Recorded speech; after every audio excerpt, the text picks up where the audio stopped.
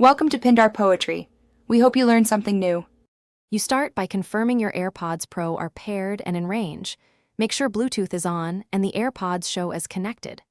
Once done, open Settings, then Bluetooth, and tap the small I next to your AirPods entry to view device options. You do this now because the AirPods use your iPhone's Apple ID and Gmail access comes from device accounts. Make sure you have the Gmail address and password ready. They'll be needed when you switch or add accounts in the next steps. Now go to Settings, then Mail, then Accounts. You'll see the Google accounts currently linked to your iPhone.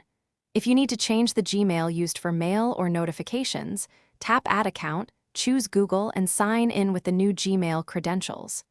If replacing an account, tap the old account, then Delete Account. This removes its mail and syncs. Make sure to enable Mail Contacts or Notes toggles so the new Gmail supplies the services you expect with your AirPods notifications and Siri access. Finish by restarting your iPhone and reconnecting your AirPods Pro. That forces services to refresh and ensures Siri and notifications pick up the new Gmail. Then test Mail, Siri, and any app notifications that rely on your Google account to confirm the switch. If something fails, sign out of the Google account and sign back in or reset network settings as a next step. This often clears lingering permissions. If issues persist, reset your AirPods by holding the case button and repairing. Thanks for watching. Consider subscribing if we helped you.